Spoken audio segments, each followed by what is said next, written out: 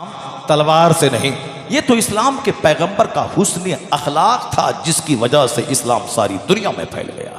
इस्लाम सबसे पहले अखलाक का महत्व बताया।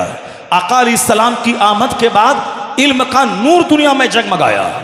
एक भी स्कूल नहीं था दुनिया में, लेकिन क़यामत तक जो करोड़ों स्कूल कायम होंगे इसका सारा सहरा मुस्तफ़ा जाने रहमत के सरे अक़दस पे जाएगा। क्योंकि उस वक़्त में कोई मकतब नहीं था। आज से 1400 साल पहले हुजूर ने कहा पढ़े लिखे बगैर कोई बड़ा काम नहीं हो पाएगा। अलैकुम बिल इल्म फ़इन्नल इल्म नूर, अलैकुम बिल इल्म फ़इन्नल इल्म क़ुव्वतुन, यानी obtain knowledge, knowledge is light, knowledge is power, knowledge is best company, knowledge is armament, knowledge is armour. यानी यह इल्म तुम्हारे लिए कवच है, यह इल्म हथियार है, यह इल्म ताकत है, यह इल्म पावर है। तो अब सरकार दो जहां ने जो इल्म का महत्व बताया, सारी दुनिया में स्कूल और कॉलेजेस खोलने का रुझान पैदा हुआ। आज से 100 साल पहले का कॉलेज वो भी मानवता के पाठशाला था। लेकिन आज इस दौरे जदीद में जब से फिल्मी कल्चर, मगरबी कल्चर हिंदुस्तान में आया, तब से सही इल्म का तस्वुर दिल दिमाग से उठता चला गया। तो हसद जब तक रहेगा तब तक इसी तरह से चिढ़ने वालों की तादाद बढ़ती रहेगी। मैं आपसे कहना चाहता हूँ, हकीकत की बुनियाद पर डॉक्टर माइकल हार्ट ने जो कहा, इसी तरह एक दूसरा दानिश्वर वो हसद को हटा करके उन्होंने रियलिटी, सच्चाई की तलाश करते हुए आगे बढ़ के कहा, all standard by which human greatness may be measured is anyone greater than he. सरकार की सीरत की बात चली है, माह रबीउन नूर चल रहा है, इसलिए मैं आका की सीरत के हवाले से अपनी बातें तो आप सुनते ही रहते हैं। आका अलैहिस्सलाम की उंगली उड़ गई, डूबा हुआ सूरज पलट आया, सरकार का इशारा हो गया, चांद के 2 टुकड़े हो गए। आका अलैहिस्सलाम का नक्शे कदम, सरकार का कदम पड़ा, पहाड़ के सीने पे नक्शे कदम उभर आया, पत्थर ने कलमा पढ़ा। ये सारी चीज़ें तो बचपन से आप सुन रहे हैं और हम लोग भी सुन रहे हैं। लेकिन इस फित्नो फसाद के वक्त में इन लोगों ने पैगंबर की तौहीन का एक सिलसिला शुरू किया है। कोई सरकार की शादी को लेकर आगे बढ़ता है, कोई आका अलैहिस्सलाम की छवि को खराब करने के लिए अपनी तरफ से गढ़ करके कोई इख्तराई बात सामने लाता है। ऐसे वक्त में ज़रूरत है कि इन खबीसों का जवाब इसी की जमात के बड़े पढ़े लिखे स्कॉलर की किताबों से उसको दिया जाए कि तुमने जलन की बुनियाद पर ऐसा समझा, मगर तुम्हारी ही बिरादरी का एक तुमसे करोड़ों गुना ज्यादा इल्म रखने वाला उसने पैगंबर को क्या कहा, हम उनकी माने कि तुम जैसे रजील की माने। वह यूरोप का दानिश्वर कहता है, all standard by which human greatness may be measured is anyone greater than he. वो कहते हैं इंसान की अजमतों को नापने का, इंसान की अजमतों को जांचने का कि कौन महान है, कैसे हम समझें, किस कसौटी पे परखें कि ये महान है।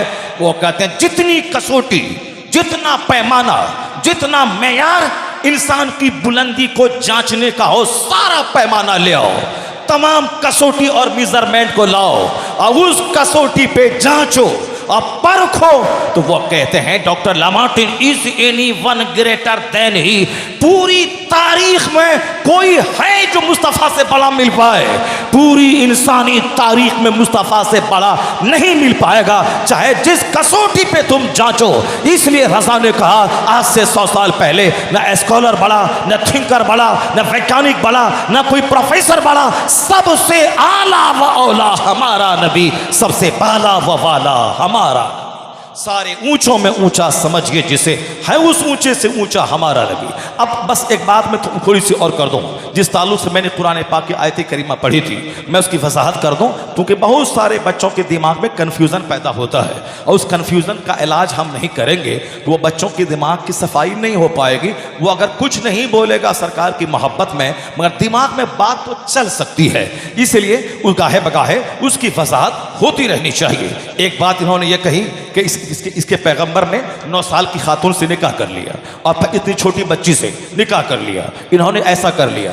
अब बिल्कुल झूठ और अफवाह फैलाने में और कोई बात नहीं मिली, तो इन्होंने तारीख के हवाले से बस इसको उन्होंने कहा कि छोटी बच्ची से शादी कर ली, जबकि इस्लामी तौर पर इसकी वजाहत 1400 साल से हमारे विद्वान करते आ रहे हैं। इसलिए कि अगर यह बात अरब के कल्चर में मायूब होती तो कभी सिद्दीक़ अकबर अपनी लाडली बेटी को अपने नबी पैगंबर अलैहिस्सलाम के निकाह में नहीं देता, क्योंकि अरब के कल्चर में यह बात आम थी कि नाबालिगी में शादी होती थी और बालिग होने के बाद रुखसती होती थी। अब जब औरत बालिग हो गई, उनका शौहर चाहे 16 साल का रहे, चाहे 18 साल का रहे, चाहे 50 साल का रहे, बालिग होने के बाद हक के ज़ौजत अदा करने के लिए बुलूगत काफ़ी है। अब रह गई बात, चूँकि मेरे पैगंबर का सारा काम अल्लाह की मर्जी के मुताबिक होता है, वो अल्लाह का पैगाम लेके दुनिया में आए, इसलिए सरकार की पूरी ज़िंदगी को देखना होगा। पहली शादी जब मुस्तफ़ा ने आलमे शबाब में, यानी 25 साल की जवानी में, जब आपके हुस्न जमाल का चर्चा पूरी दुनिया में था, वो तो अबू हुरैरा कहते हैं रज़ी अल्लाह तआला अन्हु, नबी का चेहरा ऐसा था कान्ना शम्स तजरी फी वजही, गोया मुस्तफ़ा के चेहरे पे कोई सूरज तैर रहा हो। अब अबू हुरैरा कहते हैं सरकार का कांधा मुबारक ऐसा लगता था जैसे किसी चांदी को ढाल दिया गया हो। इस तरह के सारे तजर्बात जो सहाबा ने देखे थे, जो किए थे, वह सब हदीस की किताबों में मौजूद है। हुजूर से ज़्यादा खूबसूरत इस रुए ज़मीन पे कोई पैदा ना हुआ। हुस्न यूसुफ मशहूर है पूरी दुनिया में, मगर जनाब यूसुफ का हुस्न वह हुस्न सबाही था जिसमें वाइटनेस थी, और आका के हुस्न में मलाहत थी जिसमें सॉल्टनेस, नमकीनियत थी। और नमकीन हुस्न इसका मेयार ही अलग होता है। आका अलैहिस्सलाम को देखने के बाद सबके चेहरे पे हैबत तारी होती थी। लोग कहते थे इन्ना लिहाज़ल गुलाम लशाना, बचपन में लोग देख के कहते थे इनका मुस्तकबिल बहुत रोशन है। खूबसूरती जवानी में और निखर गई थी। सैयदा खदीजा 40 साल की अधेड़ औरत जो 2 शौहर से बेवा हो चुकी थी, लेकिन पैगंबर आजम 25 साल की उम्र में चाहते तो 16 साल की 1 दर्जन से ज्यादा खूबसूरत तरीन मक्का की औरतों से निकाह कर सकते थे। जबकि बड़े बड़े खानदान की मस्तूरात तमन्ना करती थी कि अब्दुल्ला के चांद से मेरा अक्द हो जाए, मेरी नस्लें फ़ख्र करेगी, मेरा ख़ानदान फ़ख्र करेगा। ऐसा हसीन व जमील, ऐसा बाखलाक, ऐसा सादिकुल वाद, ऐसा अमीन शख्स, अब हुस्न जमाल का इंकसाब पर तो जिसके चेहरे पे सूरज दौड़ रहा हो, वो मेरे निकाह में आ जाए। मगर हुजूर ने उस ज़माने में, जबकि 25 साल में शादी की औरतों की चाहत आम लोगों में होती है, मगर सरकार अंधकार मिटाने आए थे, गलत रीति रिवाज को जड़ से उखाड़ने आए थे। उसका आगाज अपनी जिंदगी से किया कि बेवाओं को लोग मनहूस समझते हैं, उनके सरों पे बकरी की मेमनियां डालते हैं। बाप अपनी बेटी को कातिल और डाइन समझकर उसको बोझ अपने लिए समझते हैं। कसूर क्या है इस औरत का जिसकी शादी के बाद उनका शौहर अपनी मौत से मर गया? यह समाज का कितना बड़ा जुल्म था कि बाप अपनी बेटी को वो साहब डाइन और कातिल समझता था। ये गलत रीति रिवाज का खात्मा कैसे हो? आका अलैहिस्सलाम ने अपनी जिंदगी से उसका आगाज किया। 40 साला औरत, 2 शौहर से बेवा, अगर चाहत की बात करता है यह कबीस, तो 25 साल की जवानी में 18 साल की 1 दर्जन दोशीज़ाओं से अक्द कर लेते, तब तुम कह सकते थे कि ये औरतों की चाहत इसके अंदर में है, ये ऐश और लज्जत की खातिर उन्होंने शादी की है। 25 साल की जवानी में 40 साल अधेड़ औरत से निकाह करने में हिकमत यही थी कि अब जो 40 साल के बाद नबूवत का ऐलान करने वाले हैं, इनका हर काम खुदा की पसंद के मुताबिक होने वाला है। दुनिया में नूर फैलेगा, दुनिया से अंधकार निकलेगा, सारे मजलूमों को हक मिलेगा। उसका आगाज ऐलान नबूवत से पहले अपनी जिंदगी से प्रैक्टिकल में शुरू कर दिया कि बेवाएं अभागन नहीं रहेंगी। उससे शादी करके बता दिया अब कयामत तक गलत रीतियों को मिटाया जाता है, अब कयामत तक बेवाओं को हाथ रंगीन करने का मौका अता किया जाता है। इसका मतलब है कि सरकार की बायोग्राफी को पढ़ना होगा कि उनके काम की हिकमत क्या थी। उनके काम की यह हिकमत थी। बाकी 50 साल जाने के बाद जब शादी की चाहत आम तौर पर घट जाती है, 50 साल जाने के बाद शादी की चाहत घट जाती है आम तौर पर आम इंसानों में, लेकिन पैगंबर आज़म अलैहिस्सलाम चूँकि एक्स्ट्रा ऑर्डिनरी पर्सनैलिटी के मालिक थे, उनका सारा काम अल्लाह रब्बुल इज़्ज़त की मर्जी के मुताबिक होता था। 50 साल तक आपने जो भी शादियां की हैं, आपकी 10 बीवियां वो या तो तलाकशुदा हैं या फिर बेवा हैं।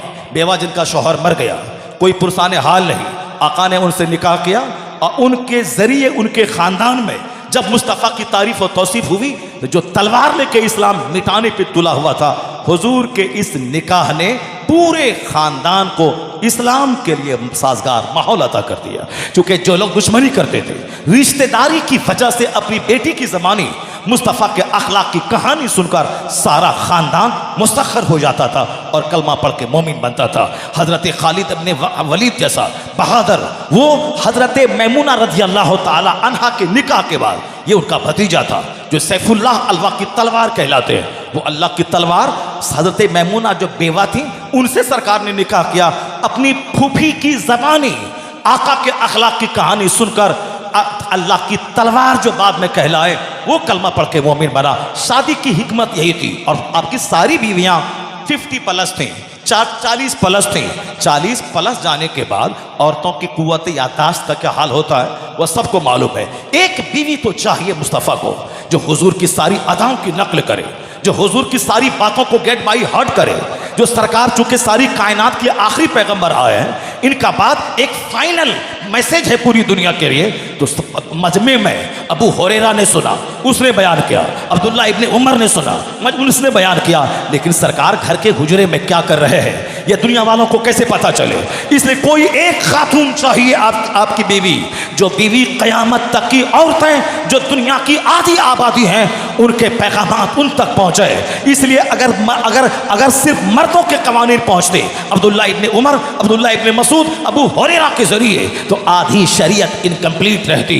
मगर मेरी माँ अल्लाह रब्बुल इज्जत ने जनाब जिब्राइल के जरिए रेशम के कपड़े में लपेट कर सैयदा आयशा का चेहरा मुस्तफ़ा को ख्वाब में दिखलाया और कहा कि इस अल्लाह चाहता है इससे आप अक़्द करें। तो सैयदा आयशा की शादी अल्लाह रब्बुल इज्जत की पसंद है। सैयदा आयशा की शादी, जब अल्लाह जो सारी कायनात का खालिक है वो चाह रहा है शादी हो, तो सरकार ने अल्लाह की पसंद के मुताबिक शादी की। सैयदा आयशा कम उम्र में शादी हुई, लेकिन मदीना हिजरत करने के बाद जब आप जवान हो गई, जब शौहर के पास रहने के काबिल बन गई, तब आपकी रुखसती हुई है अरब के कल्चर के मुताबिक।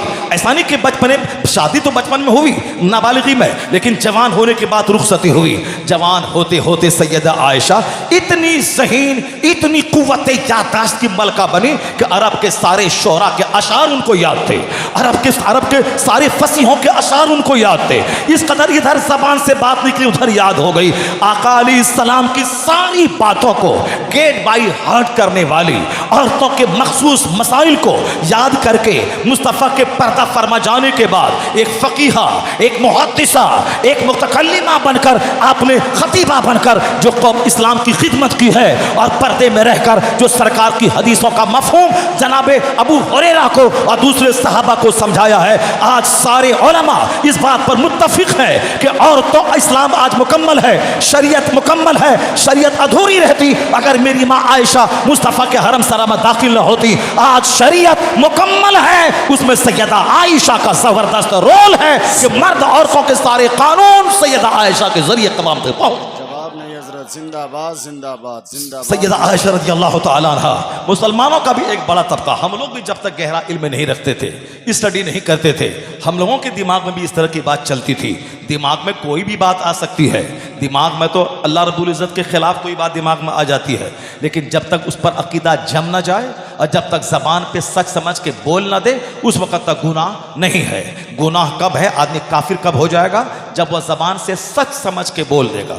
जैसे दिमाग में ऐसा वसवसा आता है कि अब क़यामत है कि नहीं है, दुनिया ही में सब कुछ है, अगर हम इस तरह से बोलते हैं कि वसवसा आता है, यह कुफ्र नहीं है। लेकिन अगर हक समझ के बोल दिया नहीं दुनिया ही में कमाओ खाओ मर जाओ, अब मरने के बाद कुछ नहीं होता है, सीधे काफिर, अकीदा आखिरत का मुनकिर काफिर। शादीशुदा है तो बीवी उसके निकाह से निकल गई, अब जितने बच्चे पैदा होंगे सब वलदुल ज़िना वलदुल हराम पैदा होंगे, क्योंकि अब उनकी बीवी अजनबिया हो गई, आम औरत की तरह हो गई। इसलिए मैं ये बातें वजाहत के साथ कहता हूँ आमतौर पर, क्योंकि गांव समाज में बहुत सारे लोग इसी तरह की बातें बोलते हैं, अरे वहाँ क्या होगा ना होगा, कौन देखा है, होगा कि नहीं होगा, इस तरह की बात। मैंने एक खबीस मरदूद कुत्ते की ज़बान से मैंने अपने कान से सुना, आज से 30 साल पहले। वो मुसलमान घर में पैदा हुआ और मर गया, पता नहीं तौबा करके मरा कि नहीं मरा वो खबीस मरदूद, मगर मेरे सामने वह सिर्फ अपने चचा से दुश्मनी करते हुए, चूंकि उनका चचा मस्जिद का मुतवल्ली था और गुनहगार ये था कि मस्जिद का माल भी खा पी लेता था, वह हराम है, गुनहगार है, लेकिन इस गुनाह को लेकर के वो कहता मेरे सामने, वह बोला, कौन बोलता अल्लाह ताला है, अल्लाह ताला नहीं है, नहीं है अल्लाह ताला। अल्लाह ताला होता है इसको सजा देता है, इसको ये खाता है मस्जिद का हराम माल, कुछ नहीं होता है। यानी वो तो हराम किया और ये एक कदम आगे बढ़ के कुफ्र कर लिया, काफिर बना। जो ऐसा बोला कि कौन कहता है कि अल्लाह ताला है, अल्लाह नहीं है, सीधे काफिर हुआ। बीवी निकाह से निकली। अब जब तक वह सच्ची तौबा ना करे, जब तक वह दोबारा तजदीद ईमान तजदीद निकाह ना करे, उसकी बीवी उसके लिए हल्ला नहीं होगी। इसलिए जो बात दिमाग में आती है फट से बोल दिया नहीं। दिमाग एक मशीन है, कोई भी बात आ सकती है। आखिरत के बारे में, खुदा के बारे में, सरकार के बारे में, गौस पाक के बारे में, वली के बारे में, अकीदे जन्नत जहन्नम के बारे में, नमाज रोजे के बारे में, नमाज पढ़ना ज़रूरी नहीं है, बात दिमाग में आ सकती है। लेकिन जहां ज़बान से कह दिया कि नमाज पढ़ना ज़रूरी नहीं है, सच समझकर सीधे वह काफिर हो जाएगा। चूंकि फर्जियत का इनकार करने वाला काफिर, ऐसा नहीं कि सिर्फ जो नबी को गाली दे वही काफिर। नबी की तौहीन कुफ्र है, उसी तरह नमाज का इनकार भी कुफ्र है। कोई बोले कि जो गरीब है वो रोज़ा रखे, हमारे पास तो पैसा ढेर है, हम क्यों रोज़ा रखें, रोज़ा रखना ज़रूरी नहीं है, तो फर्जियत का मुनकिर काफिर हो गया, बीवी उसके निकाह से निकल जाएगी। आज समाज में जो बदतमीज़ों की तादाद बढ़ी है, इसलिए कि आदमी का ईमान गया, निकाह गया, बीवी से हराम रिश्ता कायम हुआ, उसी से नाजायज़ औलाद पैदा हुई। नाजायज़ औलाद की सबसे बड़ी पहचान है उससे हया ख़त्म, उससे डिसिप्लिन ख़त्म।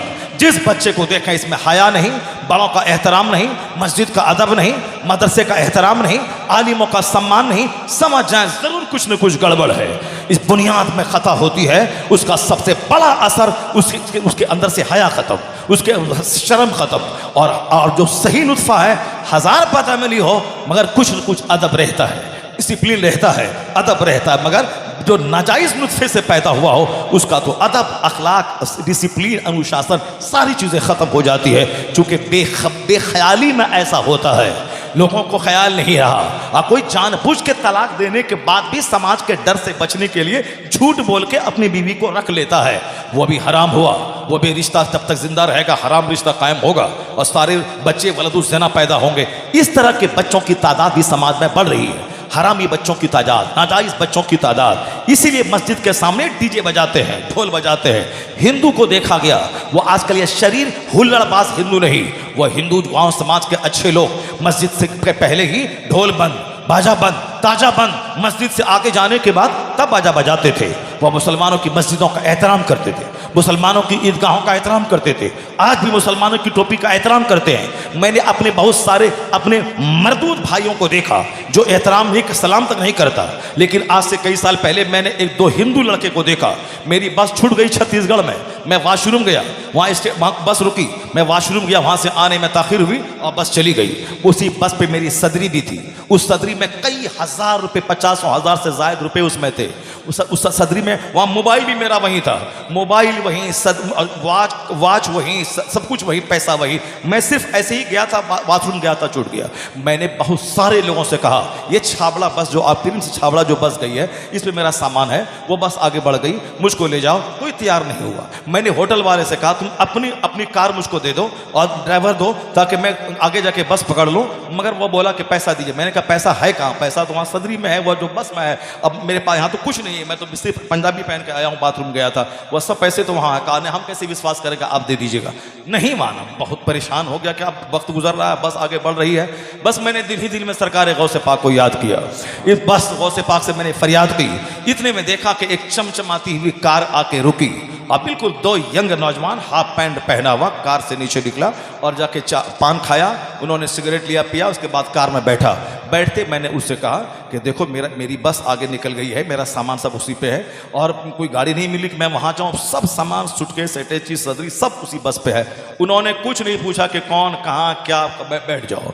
मैं बैठ गया और बिल्कुल फास्ट चलाते हुए, दोनों हिंदू नौजवान था, फास्ट चलाते हुए, कोच बस का यही बस है आपकी? मैंने कहा हाँ। वह बस से आगे जाके अपनी कार को रोका और उसको उतर करके उस खलासी को उन्होंने डांटा, कहा तुमको सारे पैसेंजर की खबर लेनी चाहिए, कौन नीचे उतरा है, कौन वॉशरूम गया है, बस तुम बस स्टार्ट किया।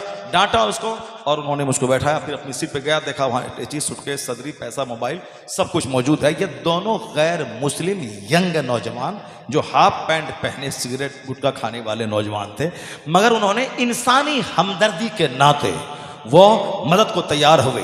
और हमारा मुसलमान बच्चा वह मौलवी साहब को देखने के बाद न जाने उसके तलवे का गुस्सा सर पे आ जाता है। वह हुटिंग करना, मजाक उड़ाना, हवा करना, पता नहीं इसको कौन समझा। गैर मुस्लिम साहब प्रधानमंत्री मोदी वो अपने धर्मगुरु पंडित जी का पांव छूता है, उनके हाथ को अपने सर पे लेकर आशीर्वाद लेता है, और तुम अपने मौलवी की हुटिंग करता है, तुम अपने धर्म गुरु का अपमान करता है। मेरे बाजू में एक पापी शराबी हाफ पैंट पहनने वाला दाढ़ी मोछ मुंडाने वाला बेनमाजी खड़ा है, उनका नाम असलम है। तो सामने वाला आदमी उनका नाम लेके कहता है, असलम भाई अस्सलाम वालेकुम, कहिए आप कैसे हैं। जबकि उनके बगल में ये मुसलमान नमाजी आलिम उनका धर्म रहनुमा ये खड़ा है, इनको सलाम नहीं करता, जनरली सलाम कर देता, अस्सलाम वालेकुम व रहमतुल्लाह। चलो मुझको भी किया, असलम भाई को भी किया। मगर कुछ खबीस मरदूद ऐसे समाज में होते हैं जो मौलवियों से चिढ़ की बुनियाद पर वह नाम लेके उनको सलाम करता है, असलम भाई अस्सलाम वालेकुम। हमको लगता है कि आज नाजायज बच्चों की तादाद में इजाफा हो रहा है, जिसके नुत्फे में खराबी है वैसे बच्चों की तादाद में इजाफा हो रहा है। वरना एक गैर मुस्लिम वो तो सम्मान देता है, हमारा भाई उनकी दुकान में मैं नमाज पढ़ूं उनको बोझ लगने लगता है। अभी इसी दौर में मोदी की इस पीरियड में, इस नफरतों के माहौल में पटना से मैं दानापुर की तरफ जा रहा था, रास्ते में मगरिब का टाइम हुआ, मैंने कहा जलसा वाले से कार रोको नमाज पढ़नी है, सामने बड़ा हिंदू की दुकान है, मैं उसकी दुकान पे गया, मैंने कहा नमाज पढ़नी है, मुझको कहा बिल्कुल। उन्होंने सामान हटाया, उसके बाद उन्होंने कहा आप नमाज पढ़ें, यानी जैसे बहुत खुशी उसको हासिल हो गई। मैंने वहाँ अपना तौलिया बिछाया, मगरिब की नमाज अदा की, फिर मैं निकला। उसके बाद जाते हुए उन्होंने हाथ जोड़ के उन्होंने सम्मान किया और हम निकल गए। इस जमाने में भी बेशुमार अच्छे लोग, वही मैं कहता हूँ, गैर मुस्लिम वो आलिम का सम्मान कर रहा है, गैर मुस्लिम बाबा के इज्जत दे रहा है, और हमारे लुच्चे लफंगे बच्चे मौलाना को देख के हुटिंग करता है, मोहसिन का मजाक उड़ाता है, जलसे का मजाक उड़ाता है। उन बच्चों को सिर्फ नातखानी पसंद है, नातखानी बंद कर दे जलसे से। जिस तरह कुरान पाक की तिलावत होती है शुरू में बरकत की खातिर, उसी तरह बरकत की खातिर एक नात 5 अशार की हो जाए, उसके बाद जलसा सरकार की सीरत बयान करने के लिए होता है, कुरान बयान करने के लिए होता है, हदीस बयान करने के लिए होता है। जलसा आज से 50 साल पहले होता था, जिस वक्त हमारा वह दुर्वेश बाबा तैखली रहमतुल्लाह अलैह जलसा करवाते थे, उस वक्त मुशारा नहीं होता था, उस वक्त में तिलावत होती थी, एक नात होती थी, तो 2.5 घंटे का खिताब होता था, फिर दूसरा खिताब होता था, फिर तीसरा खिताब होता था, तब सुन्नियत महफूज होती थी, तब उस जलसे का चर्चा 5 साल तक रहता था, उस जलसे का चर्चा साल भर हर मुसलमानों की बैठक और नशिस्त में उस जलसे का चर्चा होता था। पता नहीं किस डाइन की नजर लग गई और किस कातिल की नजर लग गई कि हम मदरसे में तो अब मालदारों के बच्चे पढ़ने से रह गए, गरीबों मिस्किनों के बच्चे पढ़ ले। अब जब पढ़ने लिखने के बाद मौलवी बना, अब तो दिमाग में नौकरी करना, 2 पैसा कमा के माँ को नौकरी से छुड़ाना रह गया। अब वह हक बात कौन बोलेगा, जुल्म के खिलाफ कौन बोलेगा, नाजायज के खिलाफ कौन बोलेगा। खिलाफ बोलेगा जगह छूटेगी, फिर माँ को नौकरी कर रही है वो कैसे। अब उनकी सारी फिक्र घर बनाने, माँ बाप को इज्जत देने, नौकरी छुड़वाने, ठेला छुड़वाने और साहब अच्छे ढंग से खिलाने पे पूरी एनर्जी इन्वेस्ट हो जाती है। वो इसीलिए वो सदर सेक्रेटरी मुतवल्ली की चमचागिरी करता है। हक कौन बोलेगा, हक स्यूती बोलते थे, जिसको हक के बदले में उसको गटर में फेंक दिया गया। जिन्होंने अल्लाह रब्बुल इज्जत का दीदार ख्वाब में कई बार किया, जिन्होंने आलमी बेदारी में आका अलैहिस्सलाम का दीदार किया हो, इतने बड़े ज़बरदस्त बुजुर्ग 800 साल के बाद भी जिनकी किताबें आज जलालैन की सूरत में दुनिया भर की तमाम मकतब फिक्र की के इदारों में चली पढ़ाई जाती है, इतने बड़े बुजुर्ग, वो हक बोलने की वजह से लोगों ने उनको पकड़ा और गटर में फेंक दिया। आज अगर कोई मुझको गाली देता है या व्हाट्सएप पे कुछ लिखता है तो फिर मैं शुक्र अदा करता हूँ कि अगर मैंने गलत बोला है और वह गाली दे रहा है, जब से चलो मेरे गलत की सजा मिल गई। लेकिन अगर मैं हक बोला हूँ, अगर उन्होंने गाली लिखा है, चलो कम से कम हुसैनी होने का शरफ तो हासिल हो गया है कि हुसैन हक बोला, उनकी गर्दन कटी, उनके बाल बच्चे कटे, और मैं भी हक बोला, मेरा प्रोग्राम छूटा, मैंने हक बोला, मेरे खिलाफ यूट्यूब पे गलत प्रचार किया गया। अगर ऐसा हुआ तो क़यामत के दिन अमाल कहाँ से लाए। इतना तो हो, हुसैन आज़म का काफिला जब जन्नत की तरफ चलेगा और कहें हुजूर आपने हक बोला तो गर्दन कटी, मैं भी हक बोला हूँ, मेरी जगह छूटी है, मैं तमाचा खाया हूँ, मैंने गाली सुना है। अगर हुसैन ने मुस्कुरा के देख लिया, वो दीन की राह में मुसीबतें उठाने वाले, आ जाओ तुम भी मेरे पीछे, तो 80 बरस का नफल सजदा वहां नहीं ले जाएगा जहां हुसैन की मुस्कुराहट लेके चली जाएगी। इसलिए हक बोलने के बदले में लिफाफ गिनना और माला पहनना बहुत और है, और हक बोलने के बदले में गाली सुनना इसका मेयार और है। हक बोलने के बदले में जगह से हाथ धोना इसका मेयार कुछ है। लोगों ने यह समझ लिया है कि बस अब बोलते रहे, हम तकरीर करें, उसके बाद नजराने मिले और गले में माला डाला जाए, रास्ते से गुजरे तो लोग पांव चूमे और दस्तबोसी और सात पांव कदम बोसी के हुजूम में मेरी जिंदगी के दिन गुजरे। नहीं, सरकार ताजुश शरिया को भी लोगों ने काफिर कहा। इसलिए ताजुश शरिया सारी जिंदगी वो अकीदतमंदों के हुजूम में रहे। लाखों करोड़ों लोग साहब 10-10 लाख लेके बैठे हुए, हुजूर मेरे घर में कदम रख दें, अब मैं हेलीकॉप्टर से बरेली से लाऊंगा और बरेली छोड़ दूंगा। मगर जिनके घर में वो गए, मदरसे में गए, नसीब की बात है, लाखों लोग तरस के रह गए। उन्हीं तरसने वालों में मैं भी रह गया कि मेरे घर, मेरे मदरसे में मेरा वो शेख नहीं आ पाया, मेरी तरह हजारों लोग तड़प के रह गए। इतनी इज्जतों के माहौल में जिए। बादे विसाल एक मरदूद ने उन्हें काफिर कह दिया और अपने बच्चों को, जो जनाजे की नमाज में शामिल होने गया था वो मुरादाबाद संभल का, उन्होंने कहा क्यों उस काफिर के जनाजे में गए? चलिए, कम से कम जिंदगी में जो रुसवाई नहीं हुई थी वह बादे विसाल इस तरह के कलमे से रुसवाई हुई। क़यामत के दिन ये कहने को तो मिला कि हम सच्चे मुवहिद, सच्चे मोमिन, सच्चे सुन्नी मसलक के मुबल्लिग थे और हमें एक जालिम ने काफिर कहा है। जितनी गालियां सुनी जाएंगी उतना ही उसके बदले में हक बोलने वालों के दर्जात बुलंद होंगे। बातें हमारी बड़ी तवील हो गई, मेरी बातें एक बात हो गई, बाकी एक बात और मेरी बाकी रह गई है, उस बात को मैं मुकम्मल करूं। क्या आइंदा साल की भी तारीख नोट कर ली जाए। चलिए ठीक है, बात से बात पैदा होती है, इसलिए हम जो अक्सर मेरे साथ ये हादसा होता है कि जो मैं आयत पढ़ता हूँ उस आयत पे तकरीर ही नहीं कर पाता हूँ, चूँकि तमहीद ही इतनी लंबी हमारी हो जाती है कि अल कलाम यखलकुल कलाम, कलाम से कलाम पैदा होता है, इसलिए बात से बात पैदा हो जाती है। अब 2 घंटे हो जाते हैं। अब महबूब भाई की तरह हमको नसीहत करने वाले लोग हैं कि 1 घंटे ज़्यादा नहीं बोलना है, आपको 1.5 घंटा ज़्यादा नहीं बोलना है, कल तबीयत ख़राब हो जाएगी, कोई पूछने नहीं आएगा, बस 1 घंटा बहुत है। मगर पब्लिक है कहती है भाई आपको 2.5 घंटा बोलना है। अब तो वहाँ 3 घंटा बोले थे, वहाँ तो 2.5 घंटा बोले थे, आपको हमने बुलाया इसीलिए, दूसरे खतीब को मैंने नहीं बुलाया तो आपको 2.5 घंटा बोलना। अब इसी चक्कर में पीसना पड़ता है। तो खैर वो कोई नहीं भी बोलता है क्योंकि अब बोलने की आदत सी लग गई है ऐसी, अब और इस्लाह करने की आदत ऐसी हो गई है कि लोगों की अच्छी बात ये बात बताते हैं, ये बात बताते हैं, चूँकि दूसरी बार कोई बुलाता नहीं है आजकल, एक बार बुला दिया बस काफ़ी है ना। चलिए, अब जाहिर सी बात है, एक होनहार बाप का होनहार बेटा, एक बोलिए कामिल का बेटा, तब ना बोलाएगा जो अच्छी बातें बोले, वरना कौन हम डांट डपट करने वाले को कौन बुलाएगा, डांट डपट करने वाले को कौन बुलाएगा। मेरी बात वो मुकम्मल हो जाए। हर घरों में झंडा, हर मदरसों पे झंडा, वो 12 वफात अब नहीं बोला जाता है, बोला जाता है ईद मिलादुन नबी। मदरसा स्कूल बंद है, ईद मिलादुन नबी की छुट्टी है। बैंक बंद है, ईद मिलादुन नबी की छुट्टी है। कचहरी बंद है, ईद मिलादुन नबी की छुट्टी है। जो वहाँ भी बैंक में नौकरी करता है वो भी वहाँ लिखता है तातील बराए ईद मिलादुन नबी, ईद मिलादुन नबी। ये बताइए 12 वफात का कल्चर बदल कर ईद मिलादुन नबी का लफ्ज हर जबान पे चढ़ाने वाला कौन है? अगर गौर करेंगे, वही जिसके मसलक का प्रचार बाबा तैगली ने किया, उस चकना शरीफ के उसके खलीफा ने किया और हुजूर तारीख़े मिल्लत ने किया, उसी मसलक आला हजरत की तालीम देने वाला सरकार आला हजरत रज़ी अल्लाह ताला अन्हु के सर ये सहरा जाएगा कि 12 वफात के कल्चर को बदल कर ईद मिलादुन नबी का जुमला अब क़यामत तक जहाँ तक जारी रहेगा, झंडा लहराता रहेगा, ये सारा सहरा आला हजरत के सर पर बांधा चला जाएगा। क्योंकि आला हजरत ने 100 साल पहले कहा था, फर्श वाले तेरी शौकत का ओलू क्या जाने, खुसरवा अर्श पे उड़ता है फरेरा तेरा, खाक हो जाए अदू जलकर मगर हम तो रजा, दम में जब तक दम है जिक्र उनका सुनाते जाएंगे।